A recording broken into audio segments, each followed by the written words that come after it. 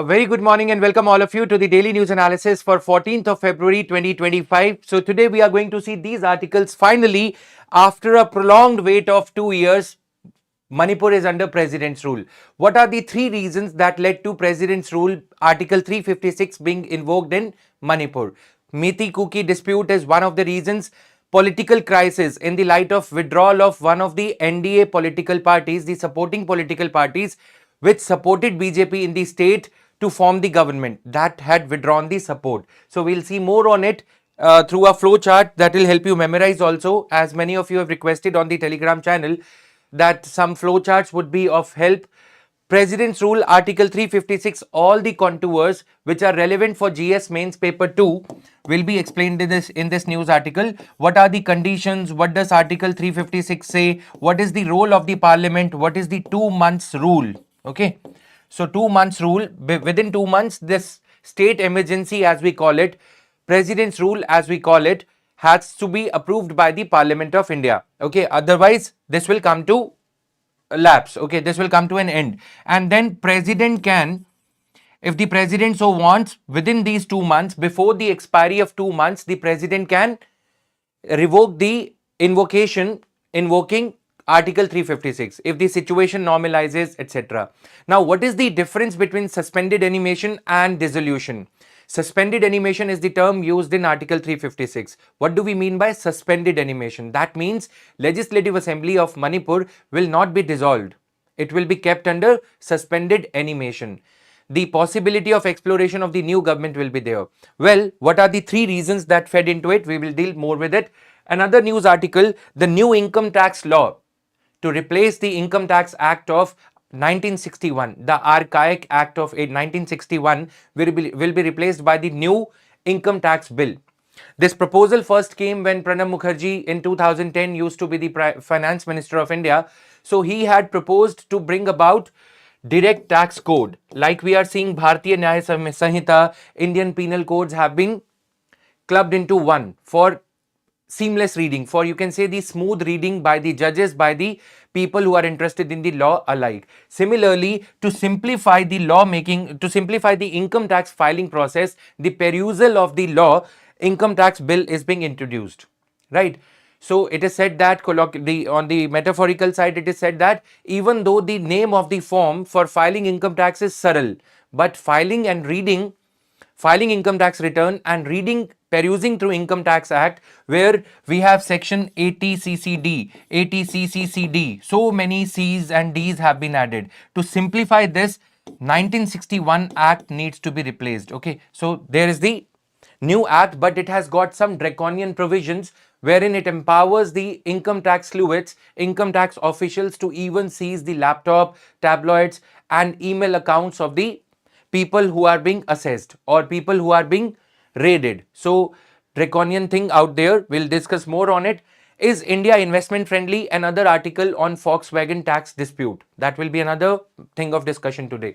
What is Hicklin test? In the light of this controversy going on, not to rake up further muck, not to further arouse the temperament, the sentiments, on a rational plane like a UPSC aspirant, a sincere UPSC aspirant, we should go into what are the India's obscenity laws. Section 294 of Bharatiya Nyaya Samhita we are going to talk about. Section 67 of Information and Technology Act, which is what kicks in when these type of obscene acts, when these type of plays or some controversy arises around the freedom of speech on internet. Article 19 clause 1 subclause A. What are the exceptions to it? What is the tolerance upper limit of it? Okay, what is the threshold that Supreme Court has been applying? Apurva Arora case 2024, one of the cases. Before that, Hicklin test of Victorian era was being used. So we will see more on it today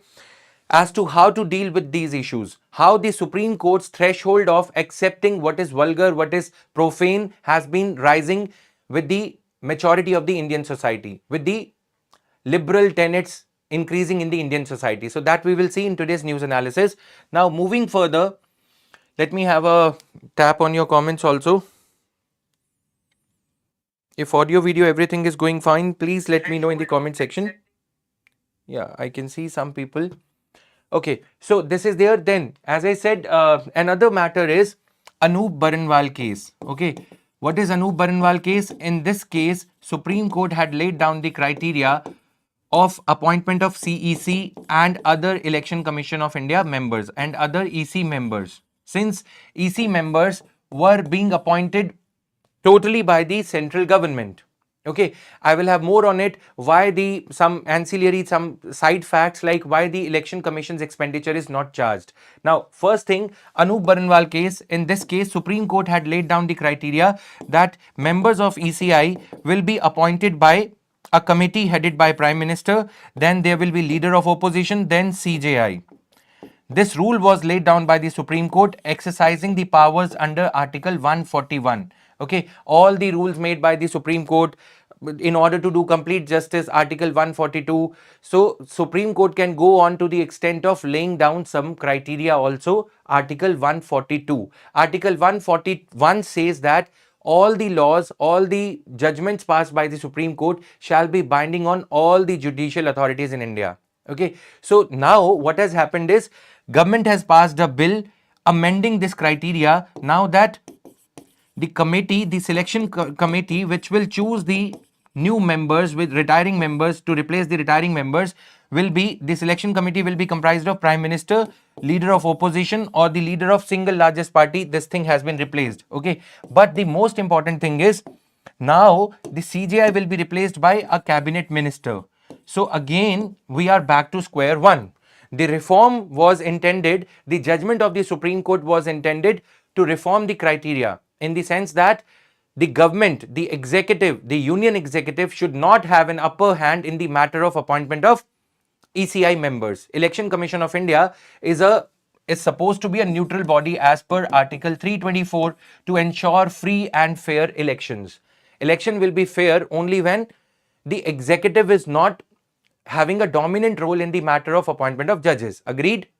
Now, what is happening if the cabinet minister again will be there, two members of the executive, again the members will be appointed, ECI members will be appointed by the government. Leader of opposition can only have a dissent note, can only give a dissent. What happened? Arun Goyal, a very renowned IAS officer, he retired from the service IAS. The day he retired, he had to eat 2 laddus. On the a little funny side, I would say, he had to eat 2 packs of sweets, one for his retirement, and in the next day, on the next day in the morning, he had to eat a rasgulla for his appointment as the CEC. Even as the position of CEC, Chief Election Commissioner, was kept vacant until his retirement. So that led to the suspicion as to why the government is keeping on hold the position of CEC just because a particular favorite handpicked IAS officer, an eligible bachelor, is being waited for. Is the government waiting for an IAS officer who is about to retire? Then he will be appointed as the Chief Election Commissioner. These type of controversies raise a doubt in the mind of me, the voter, you, the voter, we, the sovereign, right? So this is the negation of Article 324. So I told you this committee thing, Anup Baranwal judgment is important. Now Parliament, by passing a bill for the for laying down the criteria for appointment of CEC members, the Election Commission of India members, Chief Election Commissioner and other EC members, this criteria laid down by the Supreme Court has been replaced. The question before the court is, can the Parliament, exercising its sovereign power, can it negate the judgment passed by a constitution bench? Ordinary judgments, there is no doubt. If there is a judgment passed by an ordinary bench, not a constitutional bench, then it is fine. But if the it's kind of a physical balance kind of a situation, whether the judgments given by the Supreme Court will be given an upper hand when it comes to legislating upon these matters, or whether the parliamentary sovereignty, doctrine of parliamentary sovereignty versus doctrine of judicial review is at play here. Okay, so you need to decode these issues in this manner in order for you to correctly attempt your questions in the UPSC prelims as well as mains. Prima facie, it seems to be a simple issue, but if you read it in detail, these are the threads, these are the nodes that you need to unwind, okay, that you need to be careful about. We'll deal more with it, the factual, the lines, etc. will be covered. Another constitutional issue, Problem is, can the judges be removed by judges themselves? We know India is a country where judges appoint themselves. Agreed? We have been hearing this colloquially that India is the only country where judges appoint themselves. But now a matter has come where one of the judges of the Allahabad High Court has cast some communal comments, has made some communal comments instigating one community against the other. We are not going into the names of the communities. That is not important. That is the spiciness of it. But here, what is happening now? Mr. Jagdeep Dhankar, the Honorable Vice President of India, is saying that the removal of judges is the sole prerogative, comes solely within the domain of the Parliament of India. He is the same Vice President who has been quite vocal about the doctrine of separation of powers. Ever since he has taken the office, taken the charge as the Vice President, and alongside the chairperson of Rajya Sabha, he has been quite vocal that the judiciary as an institution must respect the the boundaries laid down by the constitution. Legislature, executive and judiciary being the three organs should maintain the gaps, should maintain those cleavages. He is the same vice president who has been vocal against the basic structure doctrine. Now, somebody who has been principally in favor of doctrine of separation of powers, if in his tenure as the chairperson of Rajya Sabha, a matter comes where judge needs to be removed. Okay, already 55 MPs of Rajya Sabha have filed a motion, have applied for a motion to remove the judge of the Supreme Court, High Court. Okay, High Court judges can only be removed, High Court and Supreme Court judges can only be removed by a formal procedure called impeachment, the details of which are given in the Judges Inquiry Act 1968. On the other hand, Supreme Court has called this matter, the file of this judge, Mr. Yadav, High Court Judge of Allahabad High Court, the Supreme Court judges have called this matter to themselves. Now, Mr. Jagdeep Dhankar, the chairperson Rajya Sabha, is reminding them in his capacity as the chairperson of Rajya Sabha that he is already dealing with this matter and removal of the judges is the sole prerogative of the Parliament of India. Right? Judges cannot appoint themselves. But as I have been analyzing the news articles, there was a case of Justice Deepak Mishra in 2019. Same type of thing happened, but judges did not call the matter onto themselves. Now, I'll tell you, judiciary, the Supreme Court has two powers. Okay, one is the administrative powers, the power of the Supreme Court registry, power of the Supreme Court to reform its working, okay, the power to supervise other courts. Then there is another matter, there is the other side of the Supreme Court powers, judicial powers. Okay, the ones that are exercised by the Supreme Court in its function as the court.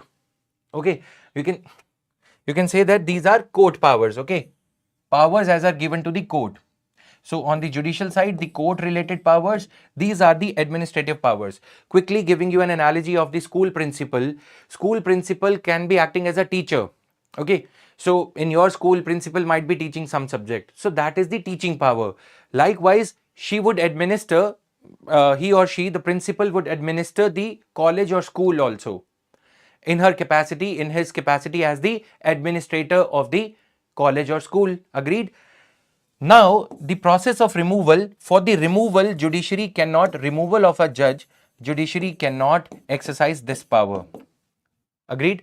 Why? Because this power to remove the judge is dealt with by the Parliament. As a court, can this matter be heard by the Supreme Court? Even though this is not given in the today's news clipping, but let the matter evolve, we will come to this thing only, that Supreme Court will assert that as a court, Supreme Court can call the matter to itself if the plea has been filed. Number one. Number two, can it take suo motu cognizance? Can it take the matter into its knowledge on its own?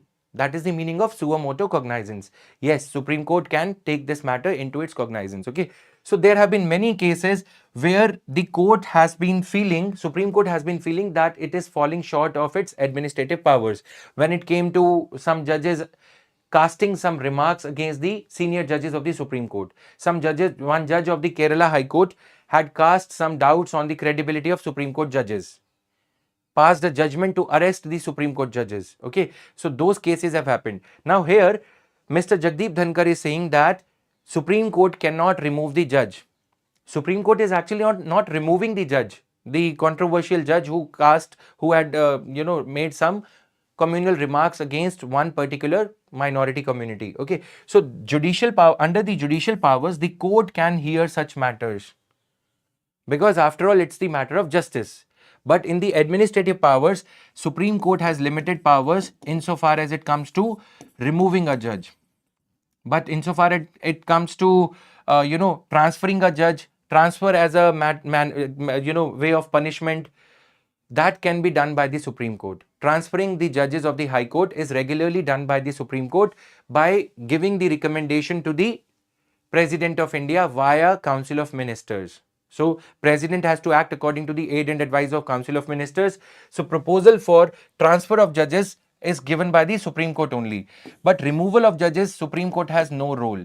This is what Mr. Jagdeep Dhankar is saying. But Supreme Court has just called this matter to itself in its judicial capacity. I hope you got the matter here. Now, these are the other issues that we are... Okay, other matters that we are going to discuss. India's Got Latent Row. How have Indian courts interpreted obscenity? Let's quickly deal with this. So regarding the communally charged remarks of Justice Yadav of Allahabad High Court, this matter is going on. We have dealt with this matter. Now, what is the act that deals with this matter? Judges Enquiry Act 1968 and Article 218. Article 218 deals with the matter of removal of judges of High Court. Article 124 Clause 4 deals with the matter of removal of judges of the Supreme Court. Okay, these are the skeletal articles. They don't carry the procedural details. For the procedural details, Judges Enquiry Act, how this inquiry, whether the judge actually violated the constitution or whether he is actually incapacitated. Okay, so these matters are decided as per the procedure laid down in Judges Enquiry Act. Okay, so you should be clear about it. Now, the procedure starts in this manner. The motion for removal of a judge, which is technically called impeachment, removal of a judge, can be introduced in either Lok Sabha or Rajya Sabha. If it is introduced in the Lok Sabha, at least 100 members have to sign on the motion. Now, the discretion is given to the Lok Sabha Speaker whether the motion is politically motivated or not. He or she can reject it. Lok Sabha Speaker, if the motion is introduced in the Lok Sabha Speaker signed by 100 MPs, and if the Speaker thinks that this motion does not have any valid grounds to it, he can reject this motion also. This is wrong with this thing, that Speaker in his discretionary powers can do this. Ideally, this matter should be referred to the Ethics Committee. Okay, Ethics Committee should decide that whether the charges leveled against the judge of corruption, etc., whether they are genuinely valid or not. But Speaker or the Rajya Sabha chairperson, in Rajya Sabha the process is, since the number of MPs in Rajya Sabha is less, only 50 MPs need to sign the motion in order for the motion to be taken up by the Rajya Sabha chairperson. Rajya Sabha chairperson again has been given the complete discretion to accept the charges or to reject the charges. Accept the charges, to accept the motion or reject the motion. If the motion is accepted, let's say, if it is rejected, it ends here itself. The judge cannot be removed. This is what happened in 2019. Justice Deepak Mishra, the CJI motion was brought about against the CJI of India, Chief Justice of India, to remove him from the office, to impeach him. But the Rajya Sabha, the then Rajya Sabha chairperson, M. Venkaiah Naidu, rejected the motion. The constitutional luminaries like PDT Achari sir, Subhash Kashyap sir, they had written in various newspaper editorials then that this matter should ideally not be entertained by the Rajya Sabha chairperson in his or her individual capacity. This should be referred to the Ethics Committee, and Ethics Committee should decide whether the charges leveled against the judge for incapacity or misconduct, etc., whether they are valid or not. Right? So Article 124 deals with the removal of the judges of the Supreme Court. Article 218 deals with the removal of the judges of the High Court. If it is accepted, then a 3-member committee would be formed for removal, for investigating the charges. Okay, 3-member committee will comprise of CJI, an eminent jurist, those things are there. If the matter proceeds further, we will deal with it. Now, what are you supposed to study? All of you would be having the static book M. Lakshmikant or D.D. Basu. You should study this complete matter. Why? Because whatever appears in the news, my endeavor would be to cover that in detail. All the details of M. Lakshmikant are covered over here. You can download the PDF. We will be dealing with all such matters, be it removal of judges, be it Manipur crisis, Article 356, every such thing, Article 174, in the most detailed manner possible. I always tell students that if you want to cover both prelims and mains, if you want to crack this civil services, you have to cover prelims and mains in an integrated manner. And that is what we are trying over here at PW Only IAS. This English channel has been dedicatedly created for this purpose, that you get a one-stop solution for your GS mains paper 1, 2, 3, 4. Whenever the news appears, that will just become a trigger factor for UPSC to ask a question from it. But that trigger factor needs to be worked upon by reading the related static portion. For example, in this case, this portion needs to be read about complete process about the removal of judges. Okay, a 3-member inquiry, etc. will be done. And then if the inquiry committee headed by or comprising Supreme Court judge, High Court Chief Justice, a distinguished jurist, arrives at a conclusion that yes, this matter was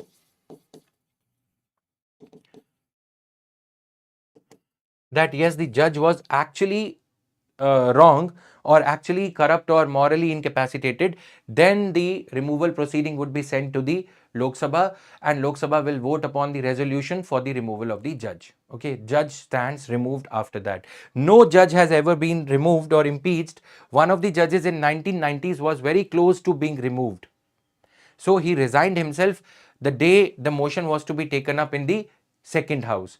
So if one house investigates the charges, other house will just pass the resolution. That's the way to remove it. Okay, so if both the houses pass the motion, it is presented to the president, who then issues the notification signed under his hand and seal, signed under president's hand and seal, his own signatures and stamp, that yes, the judge is being removed or impeached in the technical sense. Okay, so Judges Inquiry Act, we have dealt with it. The procedural details are given in it.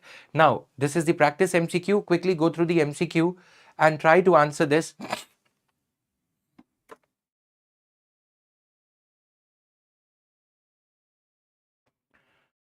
Moving further, India's got latent. Okay, so how the Indian courts have we are not going into the muck raking or further raking the dust around it. Let's just study the matter according to the UPSC's requirement.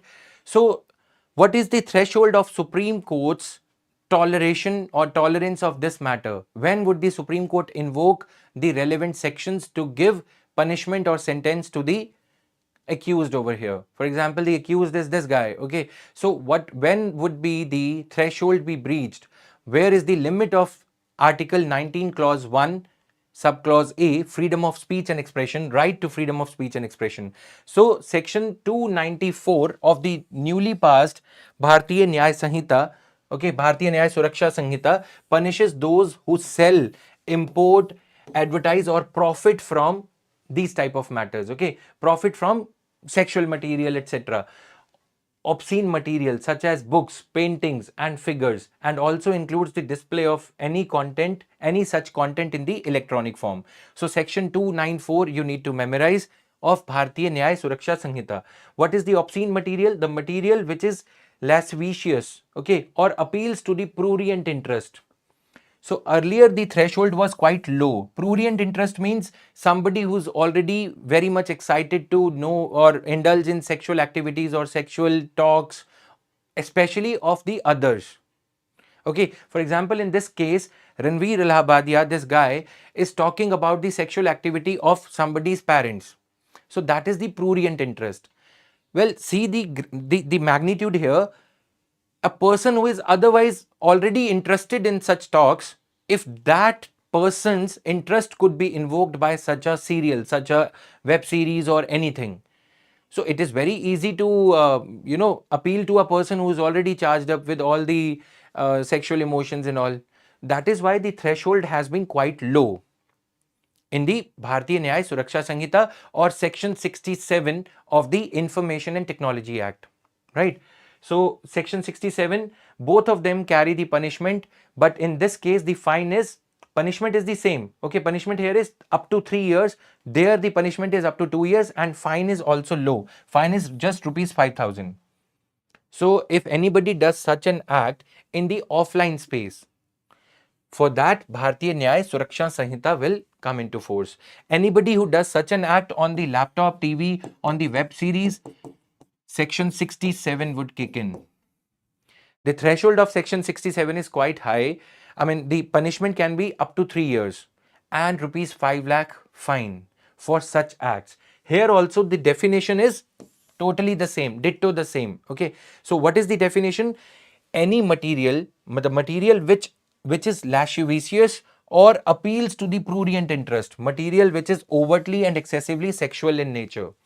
Appeals to the prurient interest is very low a threshold. That means anybody who's already charged up, anybody who's already very much interested into sexual activities, if this material invokes his interest, provokes him to further indulge in such activity, watch a blue film, pornography, etc., that is something too low a threshold to punish the person, right? But now, over a period of time, Supreme Court's take on this threshold has been increasing. That means Supreme Court has been tolerant towards these matters because our society is getting mature, right? Earlier, Supreme Court used to invoke Hicklin test. What is Hicklin test? It is a very old Victorian era test which says that somebody who's already prejudiced in favor of such activities. Application of Hicklin test established in the English case Regina versus Hicklin, 1868 era, Victorian era Hicklin test to determine what constitutes obscenity. Here, the test held that material would be assumed to be or considered to be obscene if it had a tendency to deprave or corrupt individuals who are already susceptible to immoral influences. Somebody who's already, let me explain this in a layman's language, somebody who is already interested in the dirty talks, in the sexual talks, okay, and is aroused at the moment he or she comes across this thing, appealing that person and declaring the material or the owner or the publisher of the material to be guilty, isn't it too low a threshold for accepting it under, for rejecting it under the freedom of speech and expression? This was an old era law when the society was very, very shameful, right? When the things used to be in the curtain. As the society is evolving, progressing, we are becoming more open a society, not only in India, we are talking about the overall context, right? When right to privacy type of things have been allowed, adultery has been allowed, when these live-in relationships have been tolerated by the courts. So it would be improper for the court not to relax this criteria. Appealing to an already prurient mind is too low a threshold for accepting it or for accepting or rejecting a material under obscene category. Now, somebody who is already inclined towards the impure and libidinous thoughts, sexual thoughts, setting a low threshold. So this has now been revised under the Apurva Arora case of 2024, in which state of government of NCT of Delhi had filed a case against the web series College Romance. So in this case, Supreme Court very clearly laid out the criteria that just having the sexual talk, just having abusive language or profanity in a series which is otherwise very light in tone and taste. Okay, the series is on the college romance. The name as it suggests you, having the series around college romance and having 2 or 3 vulgar words, profane words or material here and there does not mean that, the things should be blown out of context. You should see the overall context and then decide whether the intent was to just publish the sexual material, profane material, abusive language or not. This is what the Supreme Court has now been using. Okay, so see here, community standards. Courts considered how an average person, not the person who is already inclined towards the libidinous talks. Okay, so here somebody, the thing would be looked as, any sexual talk or any sexual material would be looked at from the perspective of an average mind, a balanced mind, right? So this would view the content taking into account the entire work, entire series, college romance, for example, and current social values. As I said, current social values. How can we gauge that current social values are evolving? We are talking about euthanasia. I mean, the death given by the doctors. We are talking about live-in relationships. We are talking about, these other matters, adultery. We are being open about the idea of sex in general. So how can you just exclude this and this, profane talks or web series or any such movie? You cannot. Otherwise, it will be like violation of other articles and other sections of the constitution, right? Now, context matters. The Supreme Court in this college romance case of 2024, Apurva Arora, right? This was the case. In this case, the Supreme Court said the overall impact and the context of the content. Overall impact, the context. What is the context? This name of the series is college romance, right? So if in that some romantic scenes, some profane language, some abusive language is used, that doesn't mean that the overall intent of the publishers, of the makers, of the directors, of the producers was to publish something profane, right? Now, distinction between vulgarity and obscenity. Mere vulgarity or profanity in general is generally legal, okay? While truly obscene content with explicit sexual focus, with the more focus on sexual content, is beyond the acceptable norms of legality, right? So this is the meaning of it. Now you understand how we are evolving. The crux of it is, let me quickly sum it up. From the old Hicklin test, under which the threshold was that threshold is that somebody who is already susceptible, the content would be seen from the perspective of somebody who is already susceptible, right? Now versus Apurva Arora case,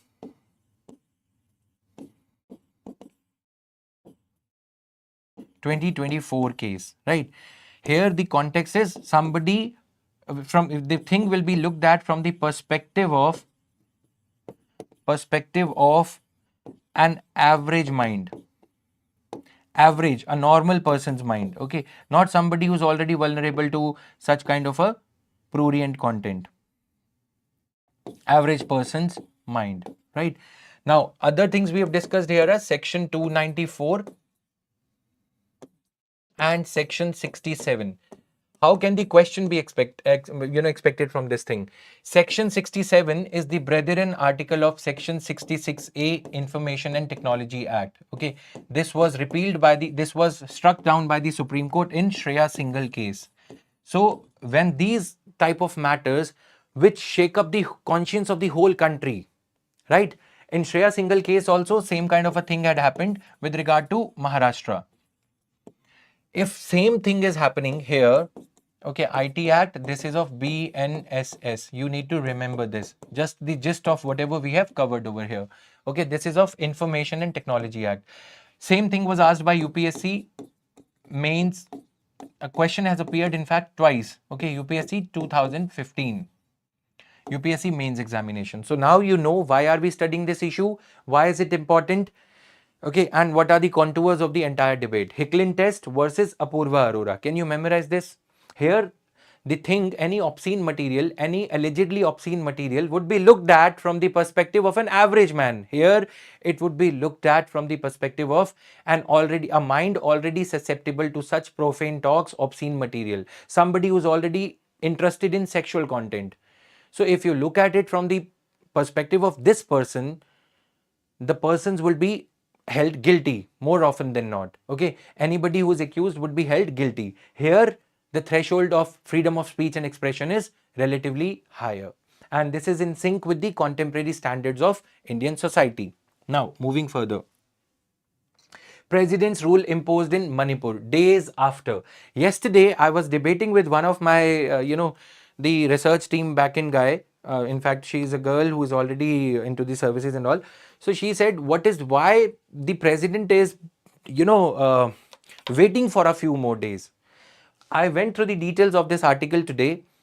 Days were being waited for. Why? Because the session of the parliament comes to an end within 1 hour of the president's the parliament session coming to an end. The president rule article 356 is invoked. That was the reason that yesterday's news issue said that government waiting for a few more days.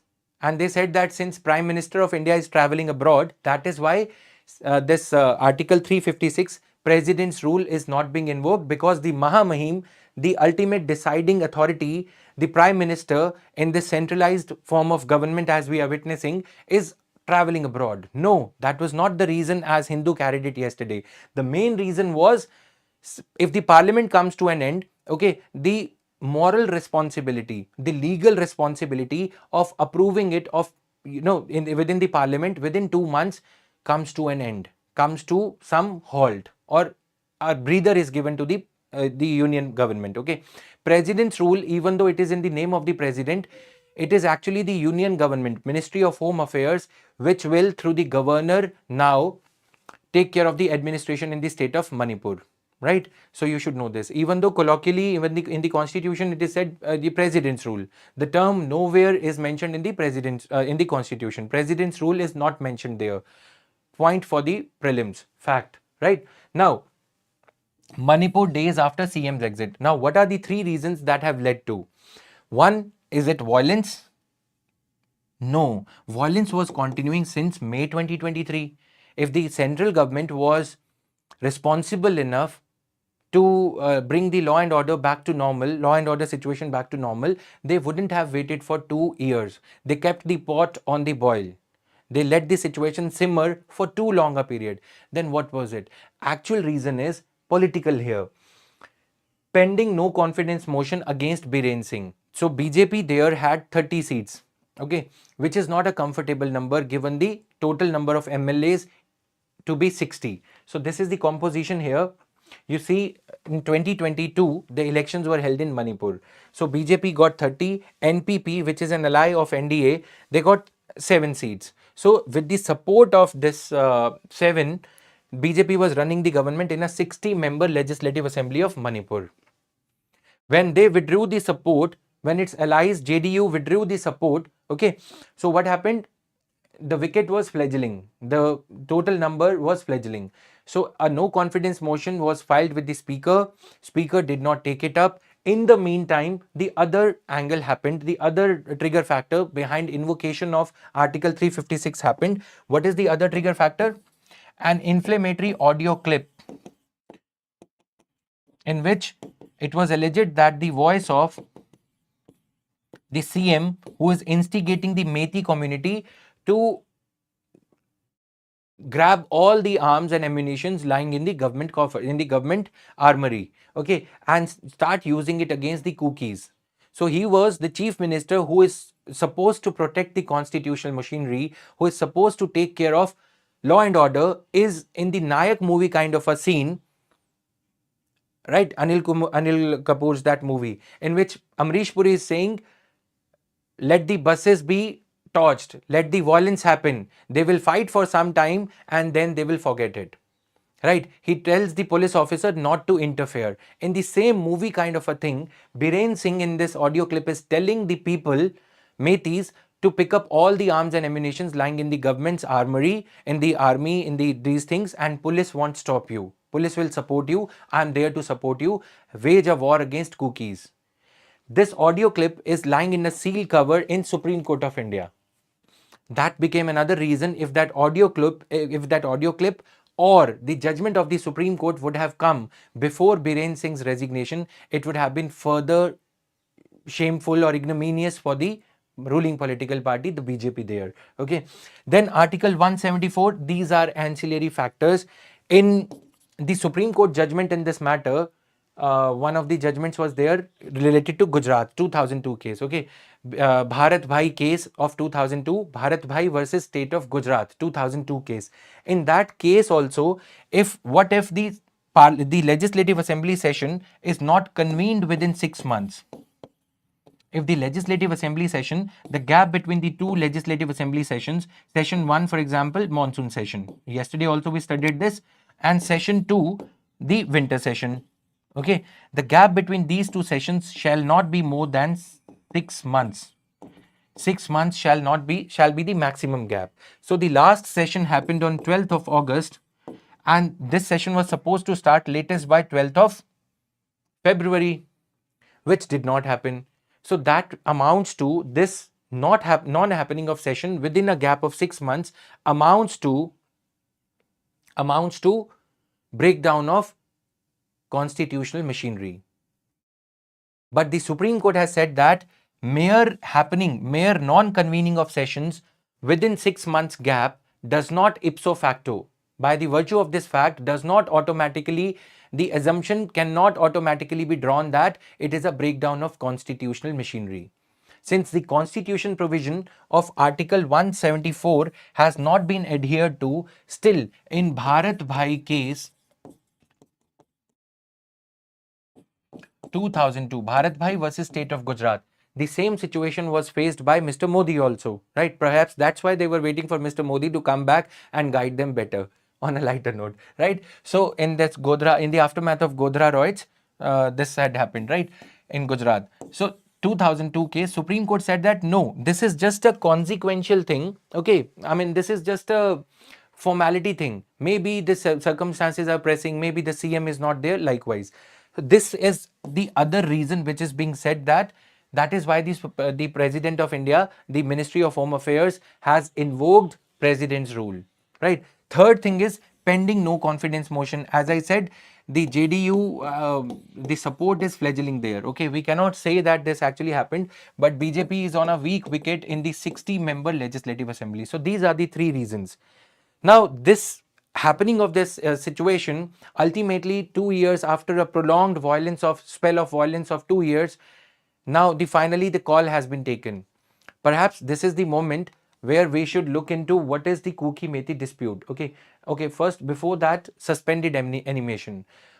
The term suspended animation is used in the President's notification invoking Article 356 in the Manipur case, President's rule in the Manipur. So what do we mean by suspended animation? That means the possibility would be explored for somebody else to become the CM, for the trust vote, for the confidence motion to take place in the Manipur State Legislative Assembly. If some other political party contends, that is why BJP is searching for another candidate. BJP senior leaders are there, okay, talking there, having conversation with governor, having conversation with Biren Singh, right? So they are exploring the possibility of somebody else taking the helm of affairs in the Manipur. What is happening is, political party, I mean the State Legislative Assembly has not been dissolved. Okay, that is why the word suspended animation. Okay, it's like a suspense kind of a situation. Still, the movie would continue. Now, Legislative Assembly would continue. Since elections in Manipur happened in 2022, they still have some time to go. Now, what about the Manipur dispute? Okay, these things you can read quickly. Article 356 of the Indian Constitution, it mandates that any presidential proclamation imposing president's rule in a state must be presented to both the houses of the parliament before the expiry of 2 months. That is why this 1 hour gap was there between the ending of the parliamentary session. The sessions were like the budget session, half of the budget session has happened. Okay, so once the budget session concluded, then the notification issuing the president's rule in the Manipur was invoked. Okay, so because 2 months gap requirement is there, even though they still had 2 months, but morally it wouldn't have been proper that the Legislative Assembly is the Parliament of India is in session and President's rule has been invoked. That is why they were waiting for a few more days, as I had explained earlier. The 2-month time limit does not apply to proclamations revoking. If in case the President decides not to further continue with it, if the situation normalizes in Manipur, President can, through her own hand and seal, revoke the President's rule, even if the 2 months haven't been completed. Okay, but within 2 months, the parliament has to approve it. This is a check on the misuse of Article 356. Got it? So this is there. Now, president's rule, these are the... Now, what is it? The free movement regime between Myanmar and Manipur, between Myanmar and India. Earlier, there were 43 gates that were open. As you can see, roughly this gate is there. Free movement regime means since there is a mutual reciprocity, mutual give and take between the people in the Manipur state and people residing on the other side of the border in Myanmar. Now, Myanmar is fighting a fight with itself since 2021, ever since military junta took over, and military junta is in the exercise of ethnic cleansing. Genocide is going on. Their own people are being killed. Rohingyas in the Rakhine state of Myanmar, the military junta is killing them. So those people are intruding into Indian side, onto the Indian side. So we've seen it earlier also, surgical strike, wherein the people take a hideout in Myanmar and they do some terror activity, insurgent activity. After giving effect to some insurgent attack on the Manipur, Nagaland, etc., they take a refuge in the Manipur. This kind of a thing has been going on. In 2017, Reena Mitra committee was appointed to suggest how to secure, it was appointed by Home Ministry to suggest how to secure the India-Myanmar border. Copy pasting from R.N. Ravi committee report. R.N. Ravi committee was appointed, the same R.N. Ravi who happens to be the governor of Tamil Nadu today. The R.N. Ravi committee was appointed on the matter of securing India-Bangladesh border, the open enclaves that are there, these type of gates that are there on the India-Bangladesh border. So R.N. Ravi committee had suggested the fencing of the border and having dedicated checkposts from where the people can come and go from Bangladesh. The Indians can go to Bangladeshi side and Bangladeshis can come to Indian side. R.N. Ravi committee had also suggested the same thing. Same thing suggested by Reena Mitra committee in 2017-18, copy pasting from R.N. Ravi committee. So you can cite this in your GS mains paper 2. These things are important. Now 43 dedicated gates were there, which were reduced to 22 in December 2024 after the Home Ministry introduced the QR code based passes. If anybody wants to come from Myanmar side to Indian side, QR code based passes have to be there. Okay, so the security officials, Assam Rifles, they will scan the QR code on the e-pass and then the person would be allowed inside. This will help preserve the demographic balance, the composition of the original Myanmari state, Manipur state. Okay, so that Myanmaris, the Kukis, the other tribal people from Myanmar, they should not disturb the demographic balance of Manipur. That was the crux of this news article. Okay, so the free movement regime, Home Minister in January, Mr. Amit Shah had announced that this free movement regime will come to an end, but it still is continuing. Only the number of gates which were earlier 43, they have been reduced to 22. All right, so you should be knowing this. This is the crux basically. Reena Mitra committee report on Myanmar on securitization of border fencing, etc. This was suggested by Reena Mitra committee. FMR was brought in place in 1968 because India, Myanmar, the families are living on both the sides of the border. So we cannot have artificial borders. Okay, so this was there. Now, Manipur, Meiteis, where are Meiteis living? Meiteis, which constitute 60%. Why this ethnic violence is happening? Meiteis, which comprise 60% of the population of Manipur, they live in just 10% of the area in the near the Imphal population, the Valley district. Okay, the rest of the area is occupied by Kukis and other tribal groups. They comprise of 40%. Kukis comprise of around 40% of the population of Kukis and other tribes, I would say. They comprise of 40%, but they occupy around 80 to 85% of area. That is why a populist leader, a chief minister, would tell Meiteis that you rage, the battle, you go on the rampage against Kukis, we will support you. Because a CM would always want to win back the elections, get back his own people. Even though he has been temporarily removed, but he is very popular, so much so that the central leadership of BJP is struggling to find a replacement. Those are political reasons. Sometimes political reasons are important to understand the theoretical reasons behind them. So just the context I'm giving you. Now, this is done. Now, IT bill arms taxmen with power to tap assessee devices.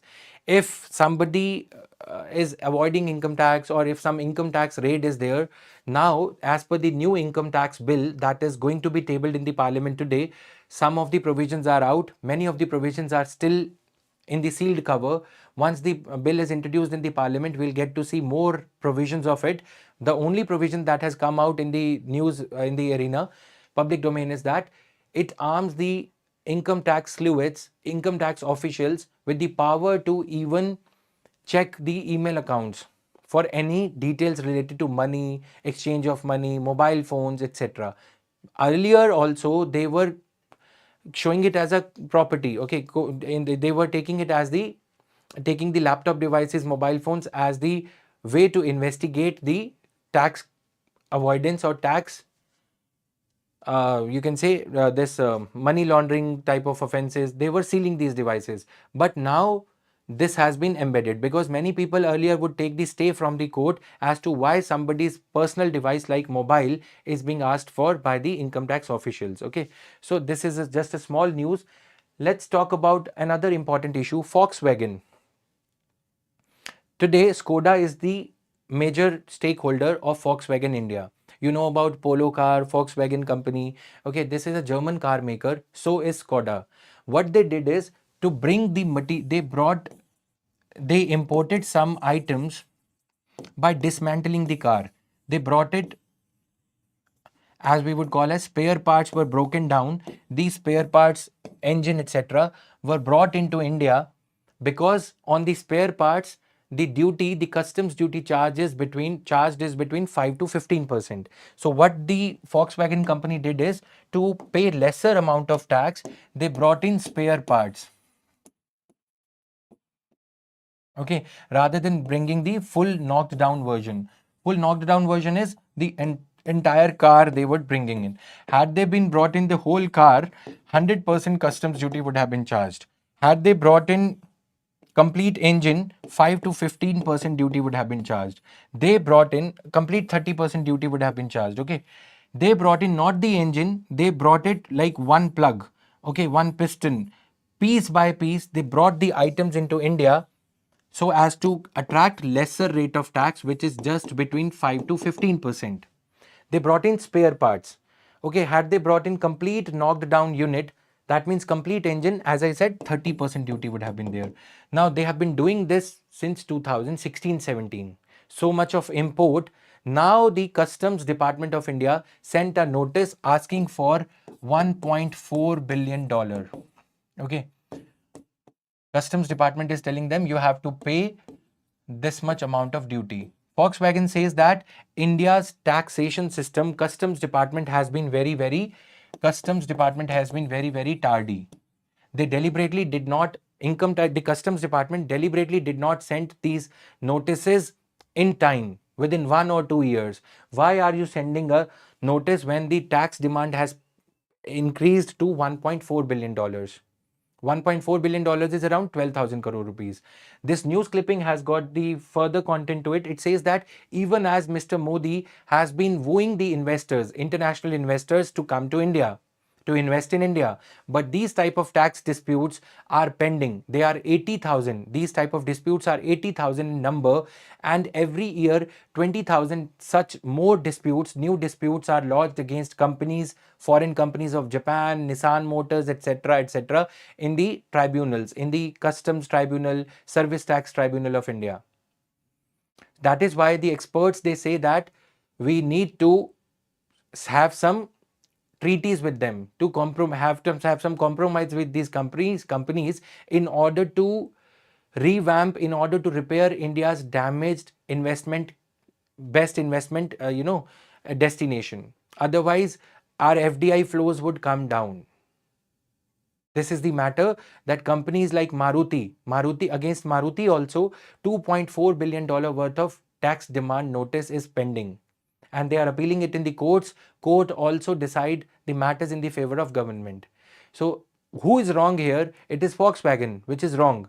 But the delay in sending the notice, why this matter was let allowed to linger on for 8 long years when they were doing it for from 2017 onwards. This is what the matter over here is. Okay, this brings us to the close of the news analysis. So just in gist, the matters that we discussed today: Vice President of India says that High Court judges or Supreme Court judges could only be removed by the Parliament. So why is the Supreme Court of India calling for the file of the controversial judge Mr. Yadav from Allahabad High Court, who had basically cast some communal remarks against one minority community? Okay, as I explained you that on the judicial side, Supreme Court can call for this matter, since judge is an basically a part of the judicial services only. Second matter that we dealt with was this IT thing, and the Ranbir Allahabadia case also we dealt with it as to what constitutes obscenity under section 294 of Bharatiya Nyaya Suraksha Sanhita and section 67 of Information and Technology Act 2000. Okay, what is the threshold, what is the Hicklin test, that matter we dealt with. Okay, so these are the matters that are important. Then another matter that we dealt with is the appointment of Chief Election Commissioner and other members of the Election Commission of India. What is the Supreme Court judgment in Anup Baranwal case? Lastly, we dealt with Manipur. Okay, Manipur matter, why Article 356, what is the meaning of suspended animation? We will ensure here through this platform, PW Only IS English, that we do the serious analysis, we unravel, we unfurl the issues which are relevant for your exam. Even though it would be less spicy, even though it would be a rational, sober analysis, may not be as evocative or provocative as the things are going on in the news media. Okay, but we will do the analysis, categorizing the topic wise syllabus, the topics that are there, categorizing them into the various parts of syllabus, into the micro listing. Okay, so we'll see you again tomorrow with such more interesting news articles. Until then, thank you, bye bye. Keep studying, keep planning your day. Every day start your day after planning. For 5 minutes you should plan what are you going to study, in how much time are you going to study the same thing, and when are you going to revise it. Revision is more important. With this, I take your leave. Thank you, bye bye.